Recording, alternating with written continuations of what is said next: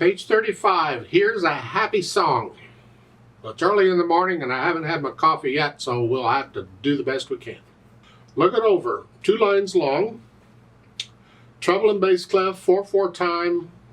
It's got a repeat sign at the end, so we're going to play it twice. There's quarter notes and half notes and a whole note. Think we can handle all that? Okay. We got these chords. We got different chords. Now we got our C chord in the right hand. Let's look at that. In the second measure, it's just a C chord. You got a C, an E, and a G. And then in the last measure, it's an F and a G. And yes, you play them at the same time, even though they're not totally, they can't because there isn't room. So they offset them, but they're sharing the same stem, they're touching, you play them at the same time. Same thing, you're lowering the hand down is all. Left hand here is the melody, and it's here, C position. That's just quarter notes. Just make sure you can play this. Okay? Then when you can get the hands separately, try them together. Here. Both hands are in C position.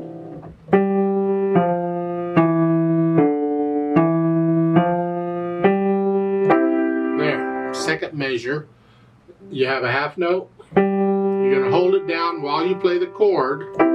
And that is quarter notes in there. They put the names of the notes inside. It makes it look like half notes. They're quarter notes. And by now you should know the names of these notes. If you don't, you really need to go back and go through this part of the book. Go through up to here again and drill yourself. Learn the names of these notes because we've got a lot more notes to learn. So you really need to get these down. Anyway, you're going to hold that half note down as you do this. So it's 3, 4, 1, and then you go on. So again, at the beginning,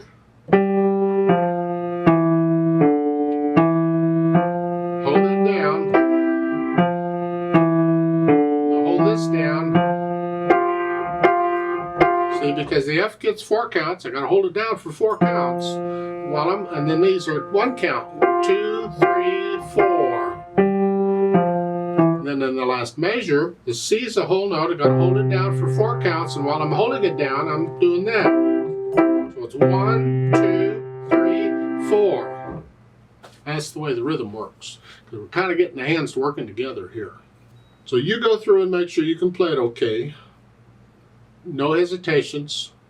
Then see if you can get it without looking at the keyboard so you can feel your way on this. Doesn't matter how fast you go at this point, just your speed, whatever it is. You can always speed it up later. Then we add the dynamics. Well, here, the only one they give you is the F at the beginning. That's forte, which means loud, and it applies to the melody. In this piece, the melody's in the left hand. You'll have to decide what loud is. Whatever you think loud is, these chords, keep them soft if you can.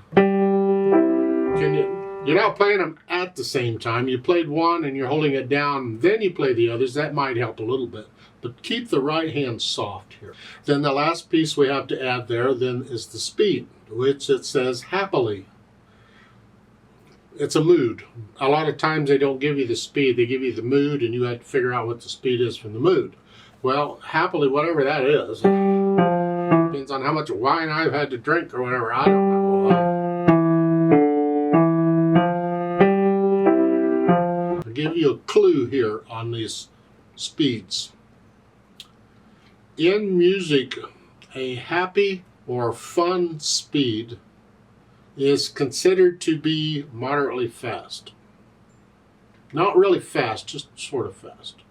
I'll talk more about it as we get in. There is an Italian word for it. I don't want to get into that yet. We'll get into that. We got enough to learn here. Just if it's happy or a piece is happy or fun, you can think it. Your first choice would be moderately fast. Not fast, just sort of fast. And that's what I'm thinking here. Just sort of fast. It'll be about the same speed as Brother John.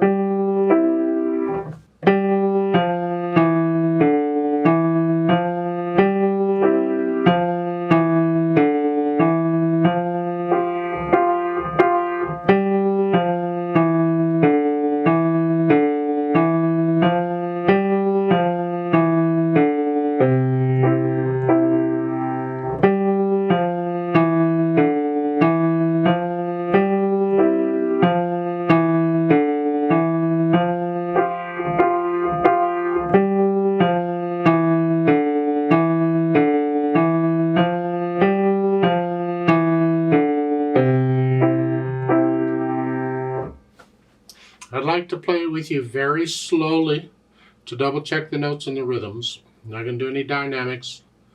We will do the repeat, so I'll give us 4 counts. Let's play. I'm going to play both hands about the same though.